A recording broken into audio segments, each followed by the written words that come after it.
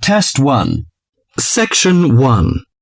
In this section, you will hear a conversation between a woman and the librarian. Now you have some time to look at questions 1 to 6.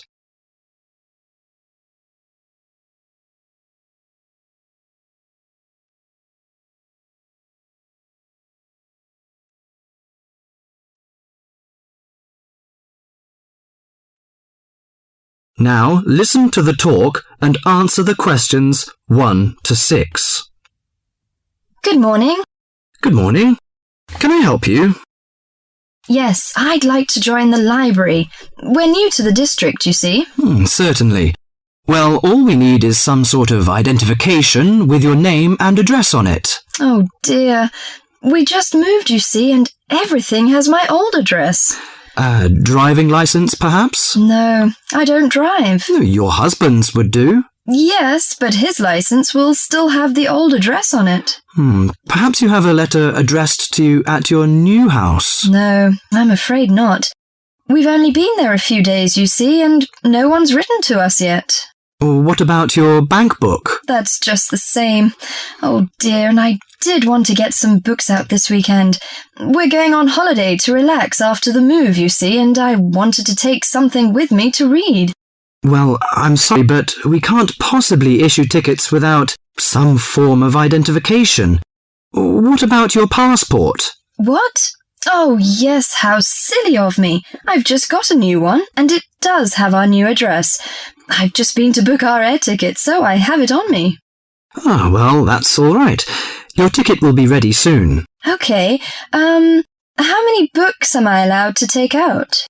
You can take 4 books out at a time, and you can also get 2 tickets to take out 3 magazines or periodicals. Newspapers, I'm afraid, can't be taken out. Oh, that's fine. Do you have a record library? Some libraries do, I know. Yes, we do. You have to pay a deposit of $5 in case you damage them, but that entitles you to take out 2 records at a time. That's good. Could you show me where your history and biography sections are, please? Yes, just over there to your right. If there's any particular book you want, you can look it up in the catalogue, which you'll find just around the corner. You can also find a touchscreen information service on level 2. Thank you. Oh, and how long am I allowed to keep the books for? Well, the normal loan period is 3 weeks, with 2 weeks extension. Oh dear. We're going away for 4 weeks. Can I renew them now? I'm afraid not. You must do that at the end of 3 weeks. I see. Thank you very much.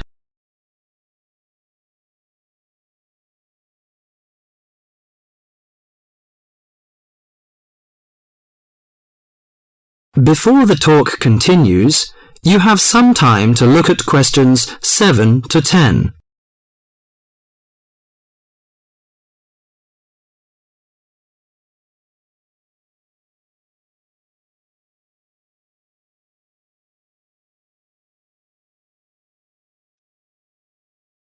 Now listen to the talk and answer the questions 7 to 10. Well, let's go into some details. Your name, please, madam? My name is Barbara. The surname is Cooper. It's spelt as Cooper. Fine. And what's your contact number? If we have new books coming, we can contact you in time. Good. You can call me on 723-6518, but it's better after 5 p.m. You know I have to work during the daytime. Do you need the office number? I don't think so. It's enough. Could you tell me the address? I lived in King Road, but of course you need my new address. It's 25 St. Mary Road, Hanwell. That's Hanwell. Is that right? Yes. Do you need the passport number? I just brought it with me. Here you are. Yes, thank you. The number of your passport is G5798-0942. OK, and your ticket is ready. The number is M930123. Thank you. Could I take a look around and check out some books? Of course, as you like. That is the end of section 1.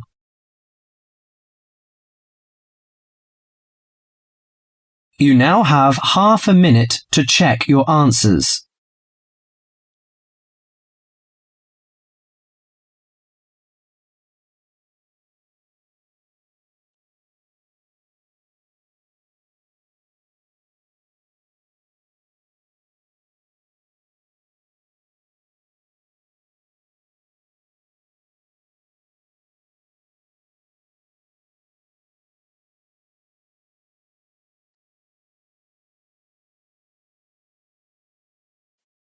Section 2. In this section, you'll hear an introduction on cheese making. You have half a minute to read the questions 11 to 20 first.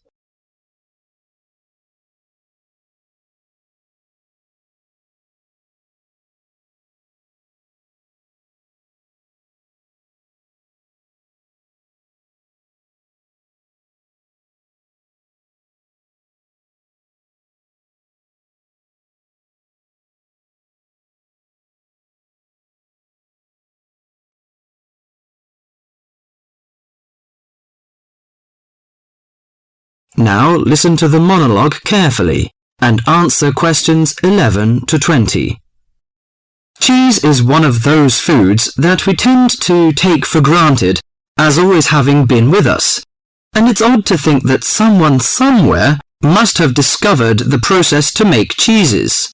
That takes place today. In the studio to tell us all about it is Monica Maxwell. Today, we all know that the process of making cheeses takes place when microorganisms get into milk and bring about changes in its physical and biochemical structure.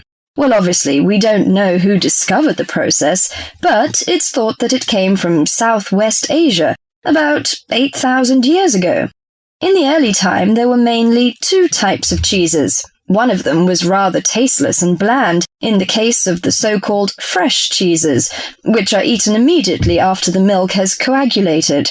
And another one was rough-tasting and salty, in the case of the ripened cheeses, which are made by adding salt to the soft fresh cheese and allowing other biochemical processes to continue so that a stronger taste and a more solid texture resulted. The ancient Romans changed all that. They were great pioneers in the art of cheese making, and the different varieties of cheese they invented and the techniques for producing them spread with them to the countries they invaded. This spread of new techniques took place between about 60 BC and 300 AD. You can still trace their influence in the English word cheese, which comes ultimately from the Latin word Caseus, that's C-A-S-E-U-S.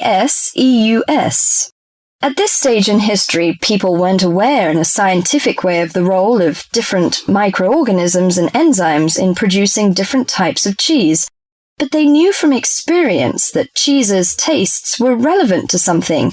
If you kept your milk or your pre-cheese mixture at a certain temperature or in a certain environment, things would turn out in a certain way. In the 19th century, with the increasing knowledge about microorganism, there came the next great step forward in cheese making. Once it was known exactly which microorganism was involved in the different stages of producing a cheese and how the presence of different microorganisms affected the taste, it was possible to introduce them deliberately and to industrialize the process. Nowadays, cheese is made on a large scale in factories, although the small producer working from his dairy farm continued to exist and still exists today. Cheesemaking moved very much into the world of technology and industrial processes, although because the aim is still to produce something that people like to eat, there's still an important role for human judgment. People still go round tasting the young cheese at different stages to see how it's getting on, and may add a bit of this or that to improve the final taste. Whatever the scale of production, there is still room for the development of art alongside the technology. That is the end of section 2.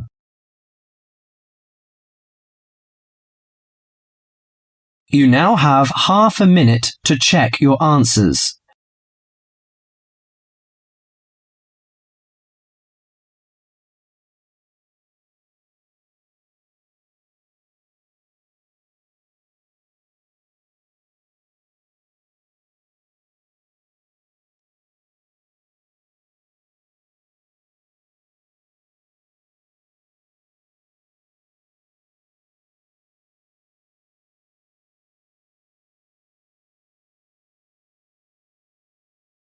Section 3.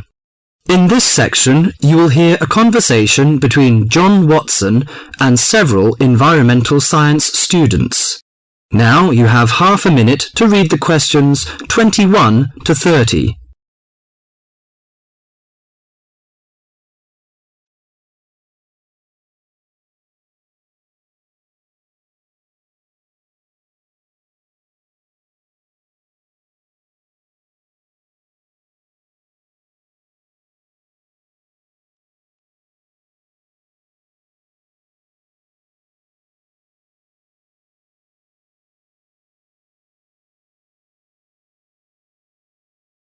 Now listen to the conversation and answer questions 21 to 30.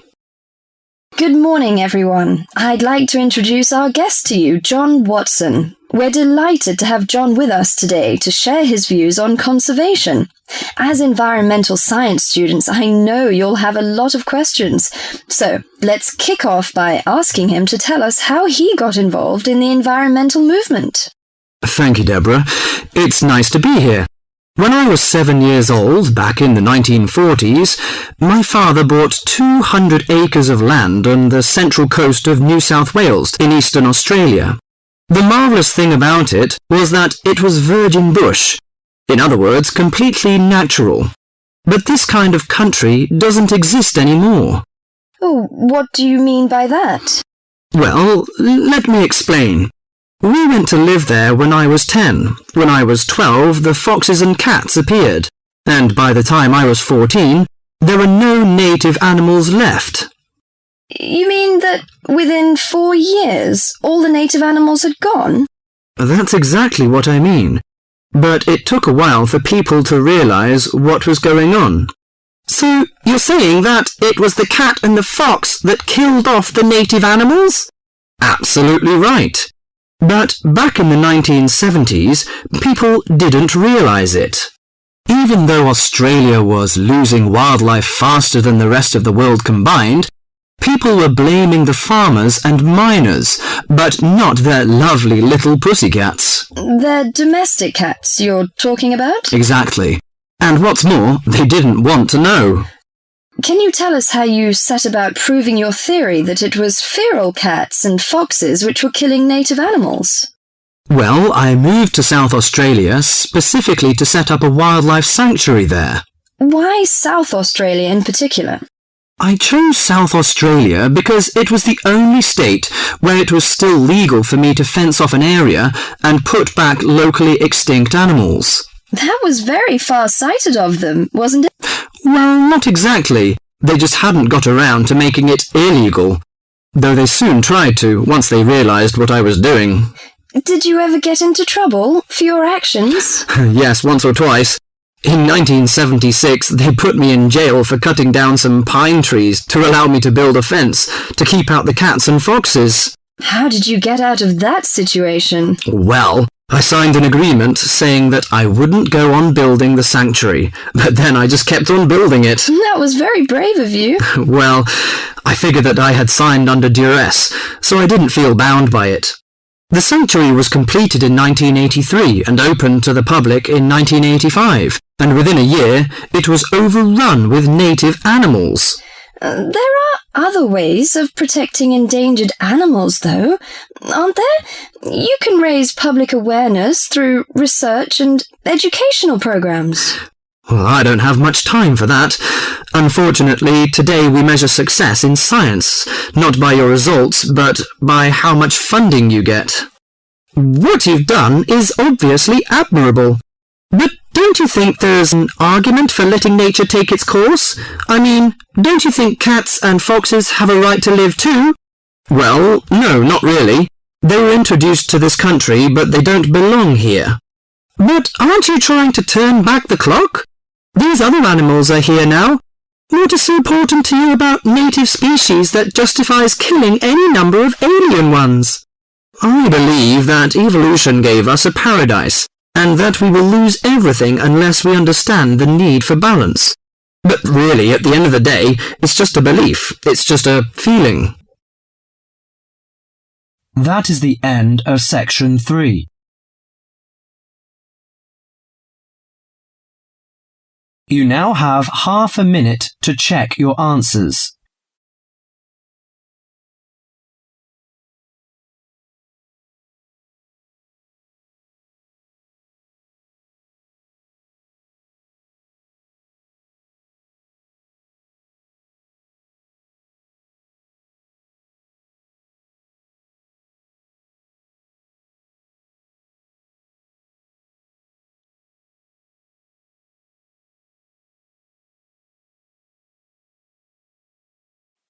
Section 4. In this section, you will hear a lecture on the research on teen brain. Now you have half a minute to read the questions 31 to 40.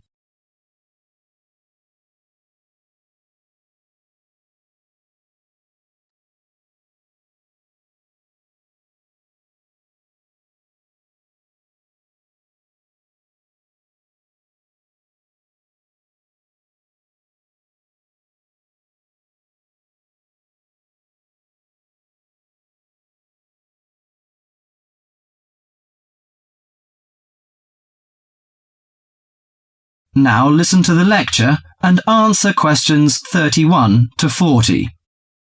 Today our guest is Joseph Parks, Medical Director for the Botany Department of Mental Health. He's going to give a lecture about the research on teenage brain. Good morning, everyone. Today I'm going to introduce the new research about adolescent mind, the teenage brain. How much do you know about that? Do you believe in brain scanning? Do you think we can judge whether a teen is normal or mentally ill?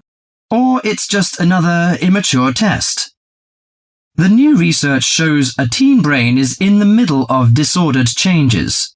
Those changes, scientists now believe, are so significant that they may reveal the mysteries of mental illness, explaining why some teens commit suicide, why others harm their classmates, and why some emerge later in life with mental disorders. The research looks forward to a day when teens could be tested for suicidal depression as easily as they are for heart disease. But there are signs that society and parents in particular would reject such a tool.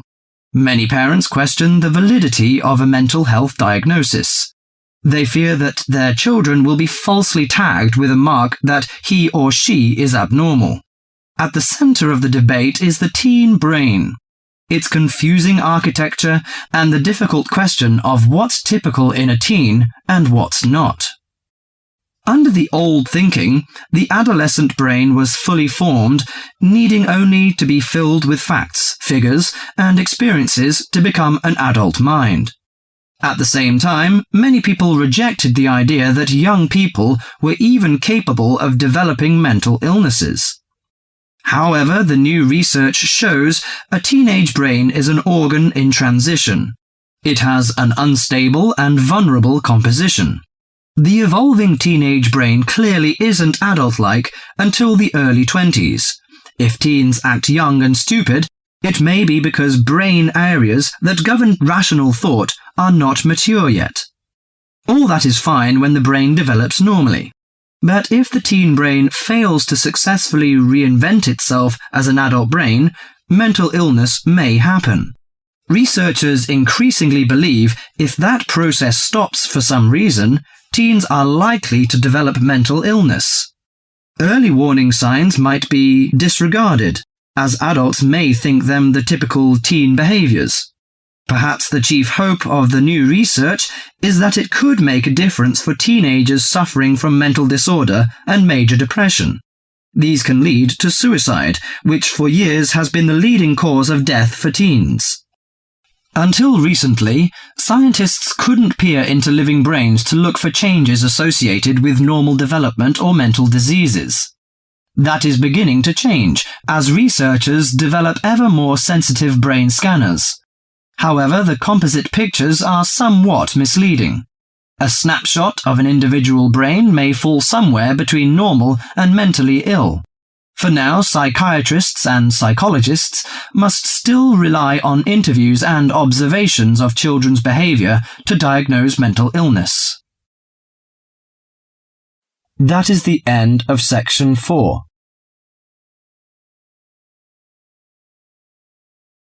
You now have half a minute to check your answers.